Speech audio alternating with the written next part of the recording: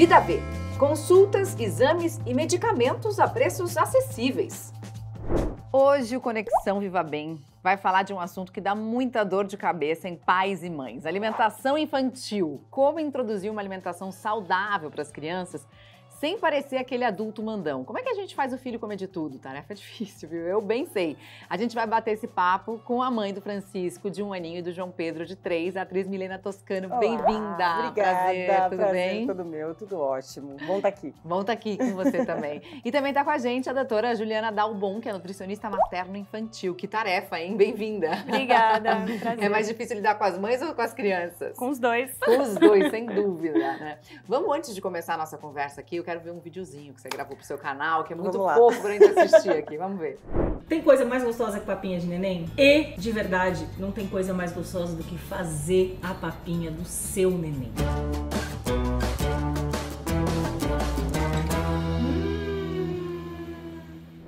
Ai, que gostoso! Esse era o João. Me conta uma coisa, como é que foi essa introdução alimentar? Como é que tem sido? Você curte mesmo fazer a papinha, eu cozinhar? sempre gostei muito de cozinhar. Assim, cozinhar sempre foi minha terapia. E eu acho que eu fiquei mais ansiosa em fazer a introdução alimentar dos meus filhos do que a amamentação, parto, tudo isso, sabe? Eu queria ver eles comerem.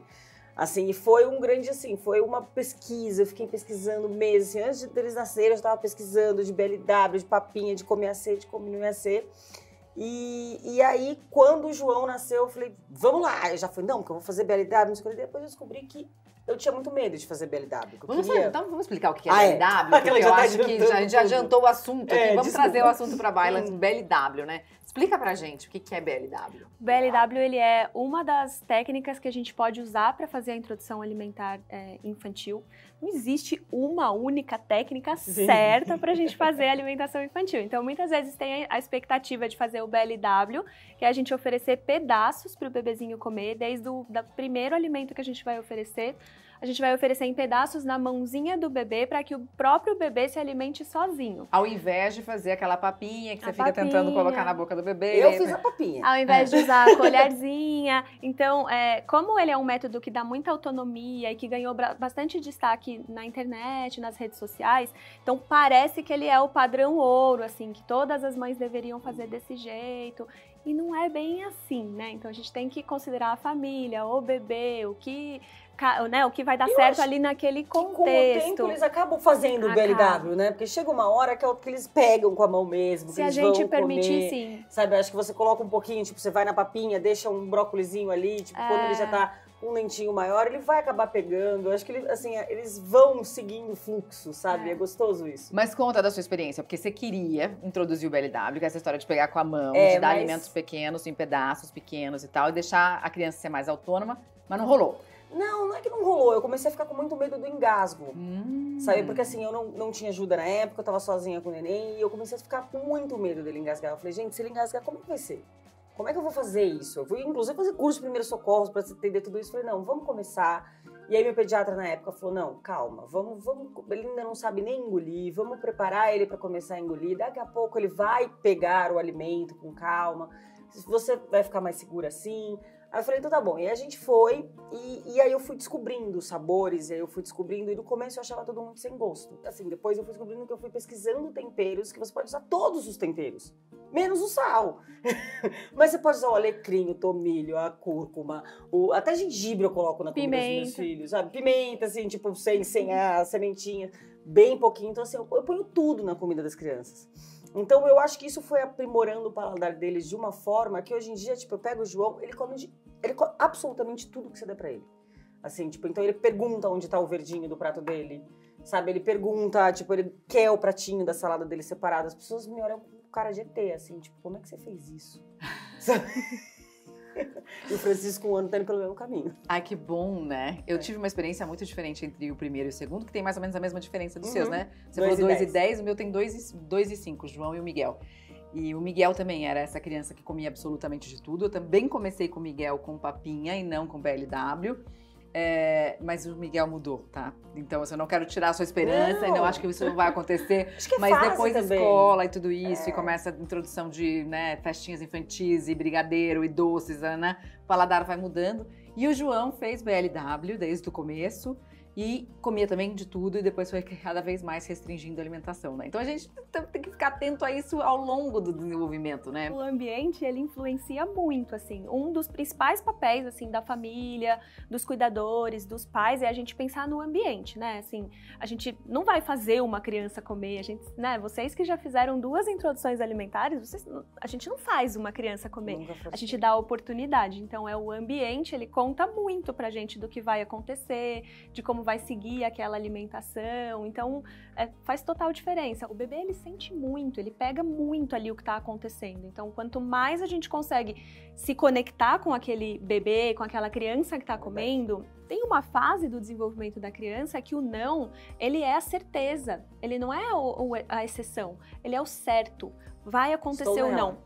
Se você tiver certeza, se você se conseguir se manter tranquila nessa fase e saber que aquilo é o esperado para aquela fase do desenvolvimento, você fica muito mais tranquila na mesa com seu filho. Meu maior falava assim, eu falava, Miguel, você quer brócolis? Não. Miguel, você quer pera? Não. Miguel, você quer melão? Não. Miguel, você... Não. Miguel, você só sabe falar não? Sim. Cara, e eu me divertia com aquilo, aí virou uma piada interna nossa, assim, porque ele viu que era aquilo era engraçado. Então ele falava não pra tudo, quando eu falava, você só sabe falar não? Ele falava, sim.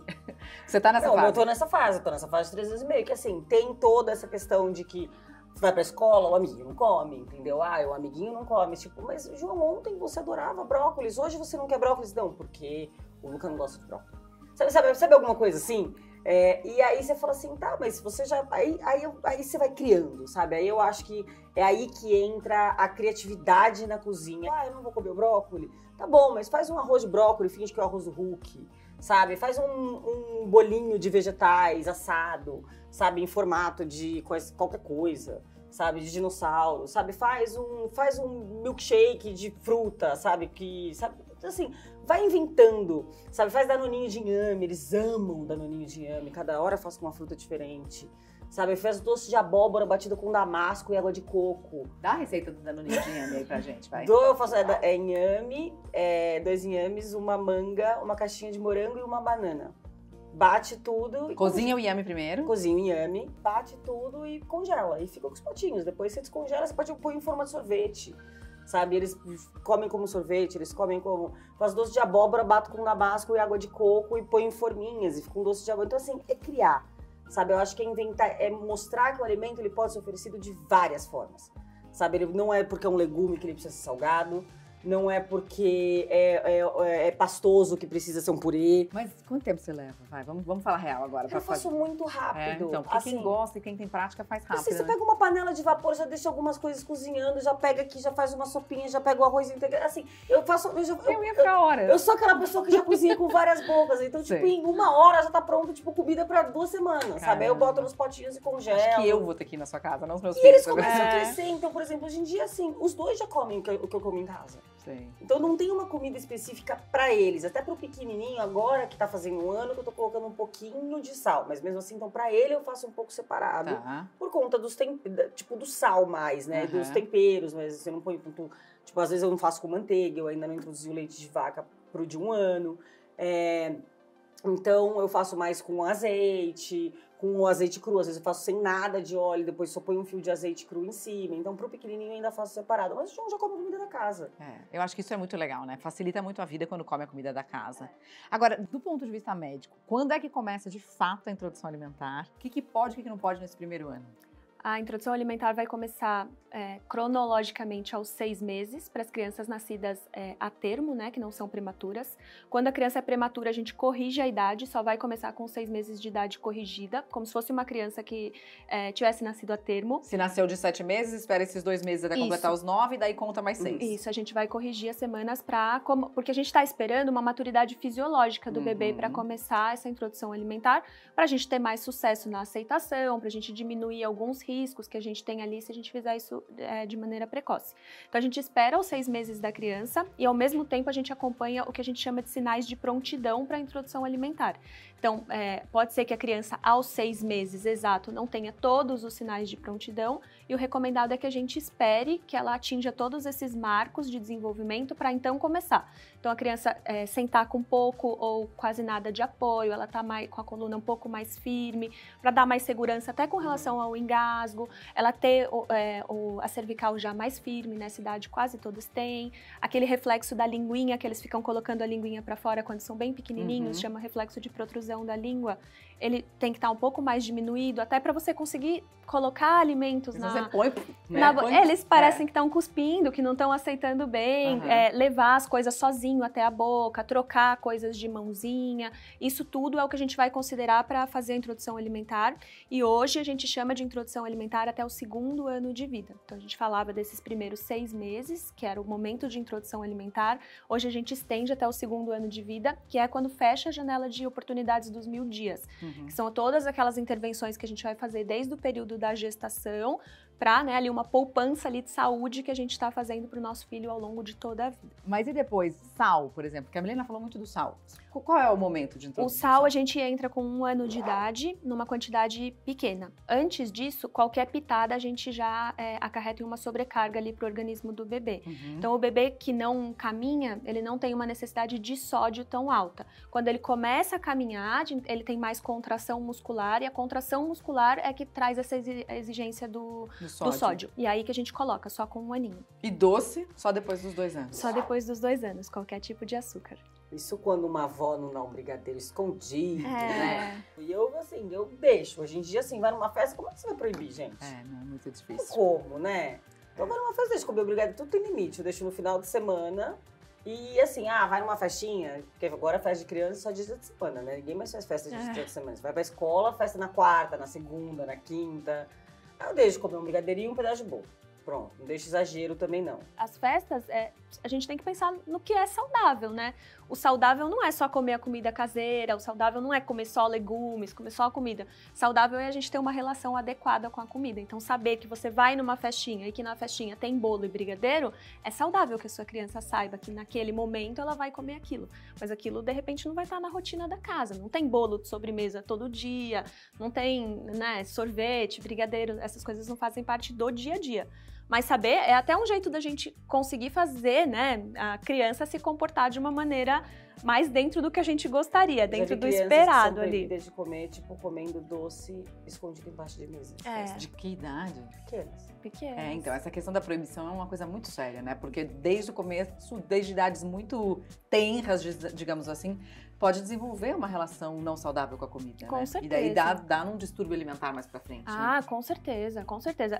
Eu sempre falo, a introdução alimentar, você ter uma criança em casa é uma oportunidade, às vezes uma obrigação de você, às vezes até olhar para você, qual é a sua relação com a comida, para que a gente consiga realmente ver o ambiente que a gente está colocando aquela criança. Então, essas questões com imagem, com essas proibições muito severas, com o não pode, com é doce, é ruim, é bolo, é porcaria, é lixo, o jeito que a gente chama, inclusive, a comida, assim, é uma oportunidade de revisitar, assim, e talvez essencial quando a gente vai criar, né, ali uma criança e tá desenvolvendo, né, tá ajudando ela a construir um hábito alimentar. A gente não precisa ensinar tudo, assim, sentar e conversar esse tipo de coisa. Ela entende que a sua casa é o ambiente que você manipula, né? É ali a gente, na sua responsabilidade de cuidador, de responsável pela alimentação, você é responsável pelo que tem ali, pela oferta. Então, você vai se responsabilizar pelo que tem ali,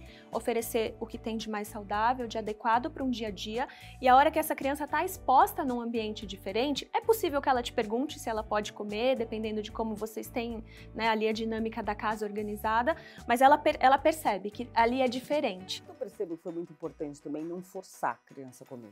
Tipo, você tem que acabar esse prato. Enquanto você não terminar, você não sai da mesa. Sabe, às vezes, assim, ela vai, sabe assim, às vezes ela tá satisfeita ali, daqui uma hora ela vai te pedir uma fruta, ela vai te pedir uma coisa. Eu vejo muito isso com o João. Quanto mais, se eu forçar ele ficar sentado comer, aí que não come mesmo, sabe? Você fala, filho, tá bom, não quer comer, não come. Daqui a pouco ele volta, posso comer mais um pouquinho? Ele come, ele pede uma fruta e aí flui. Sabe, eu acho que quando você não força nem de pequenininho, assim, desde da introdução, assim, parou. Ah, hoje comeu bem, tá bom. Hoje comeu menos, tá bom. Sabe, temos outros complementos. Eu acho que, assim, a rotina, você ter uma criança na rotina, que eu acho que também fez muita diferença na minha vida, que é tipo essa hora, café da manhã, lanche da manhã, almoço, mamadeira, lanche da tarde, tipo, e aí vai indo, não vai deixar a criança com fome. Tipo, ela não vai morrer de fome se ela não almoçar e for comer a frutinha daqui 2 horas.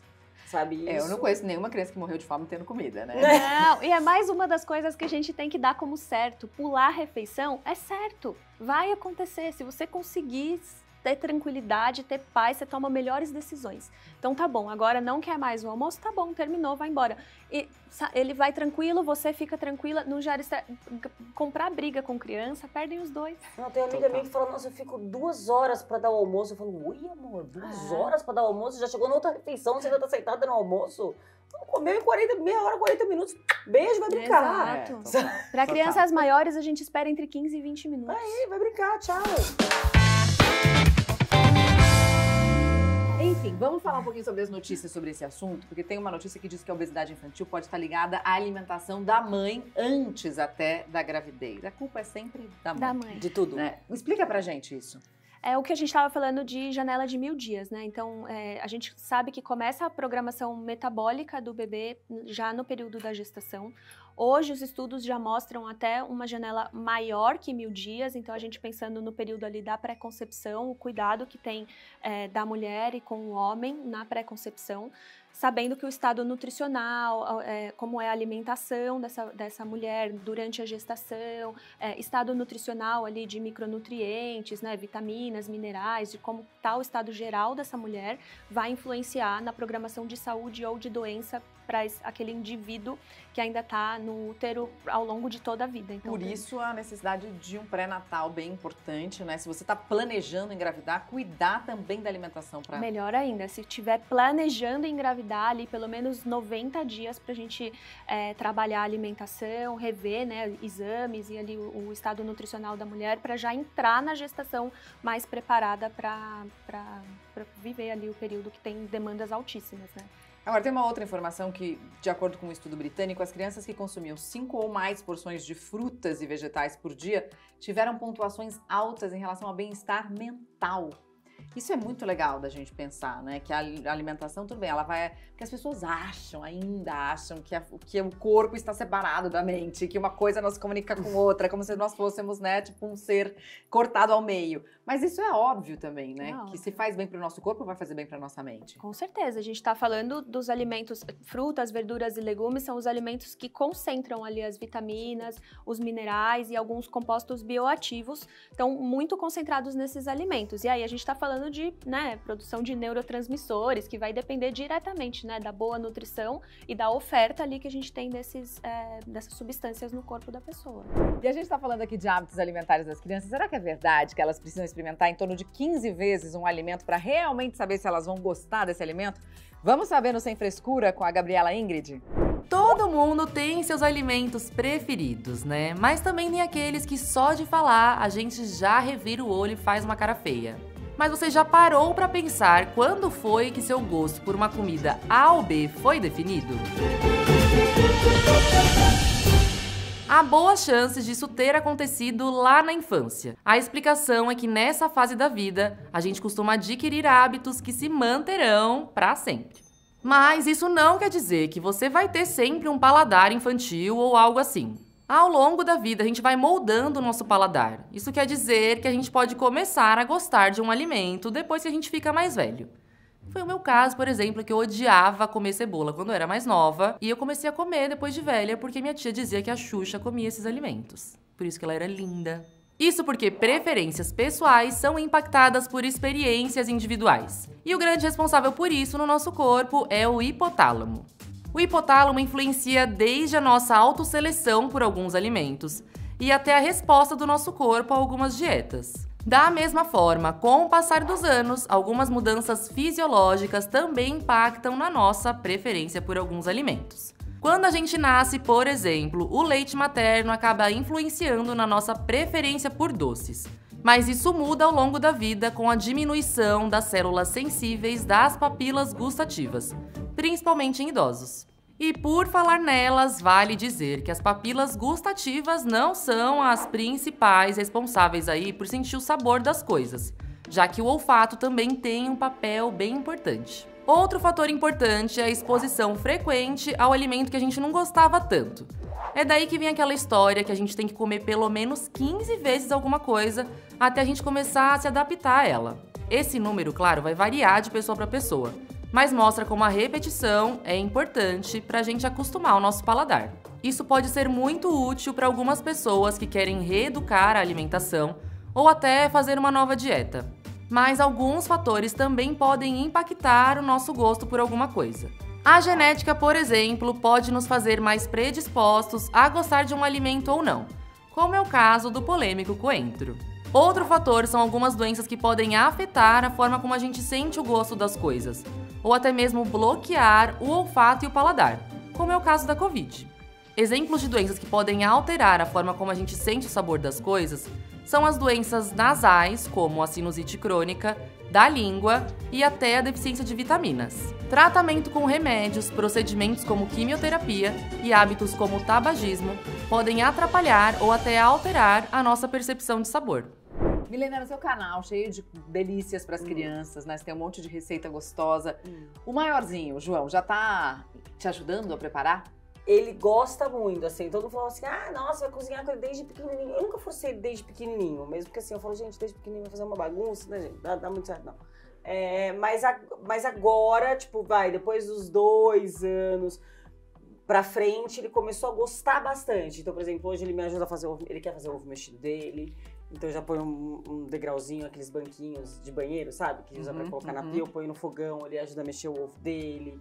Ele quer mexer, ele adora mexer panela, assim. Então, sempre que eu tô fazendo alguma coisa, ele fala, posso te ajudar? Tipo, o macarrão, ele adora ir lá saber como é que faz. Por que esse molho é assim? Por que o tomate desmanchou? Sabe, ele tem umas questões muito engraçadas com a comida, sabe? Tipo, e você fica do lado, né, no fogão? Claro, imagina. Porque eu já fiquei assim, ai meu Deus, fogão, a gente vai dar essa dica aqui, vai deixar a criança de 2 anos ali. Mas eu fui uma pessoa que, assim, eu ficava na beira de fogão 4, 5 anos, assim, pedindo pra minha avó me deixar eu virar o bife na frigideira, sabe? Sei. E mexer o arroz. Eu era essa criança. Que legal, que legal. E o que você fala sobre isso? Sobre essa, enfim, essa chance que as crianças têm de gostar de cozinhar, de ajudar.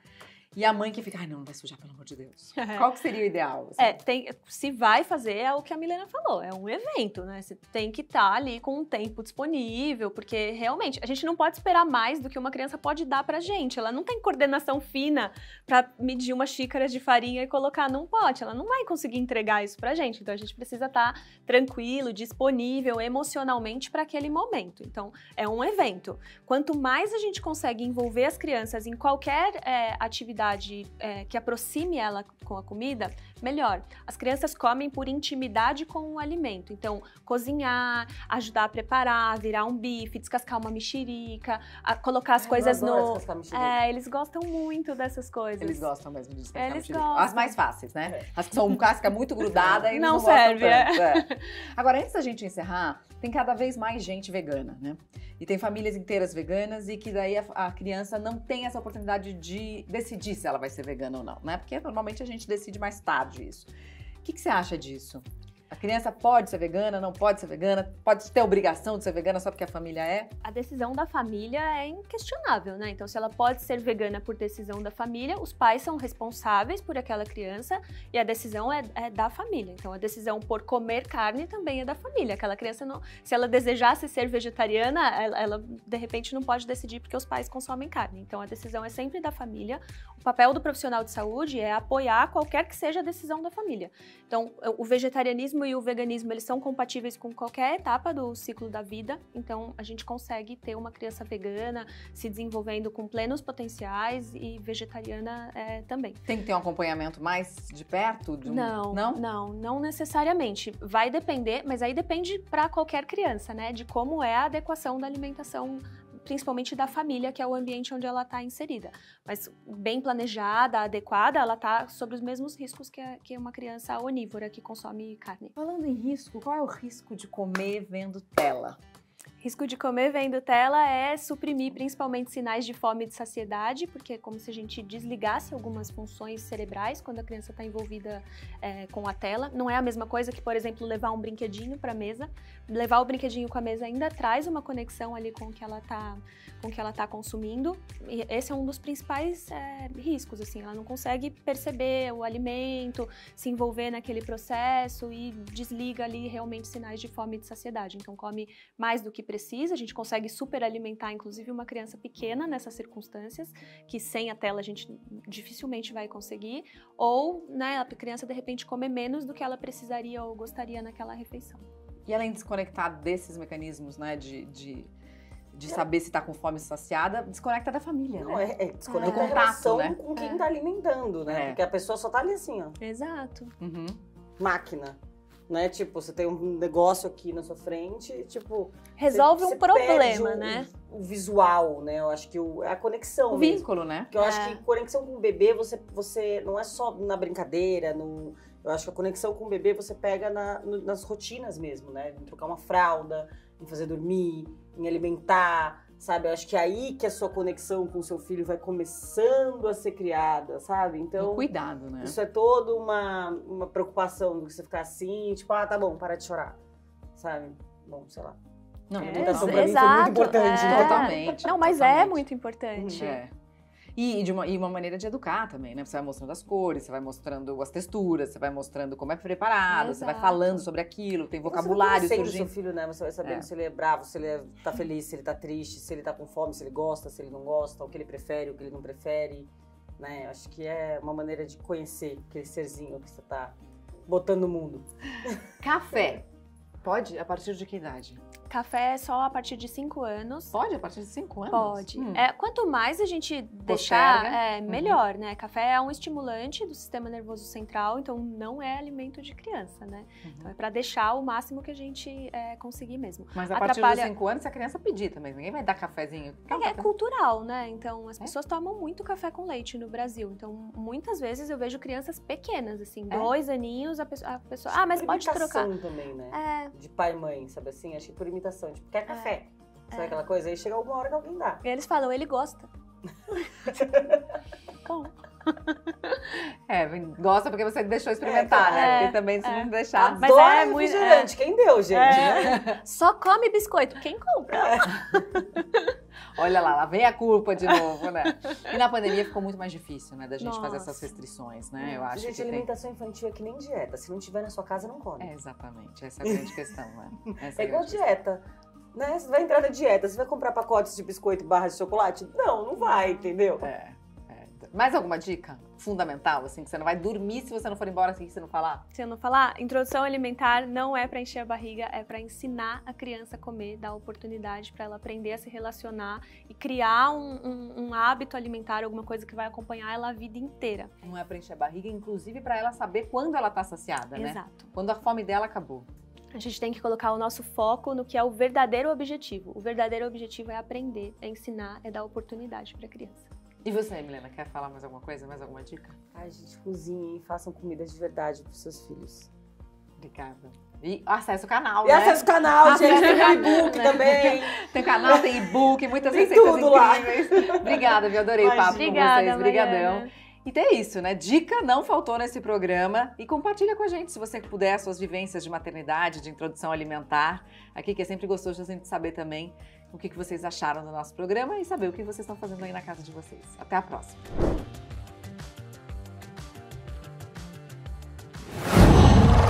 Uau!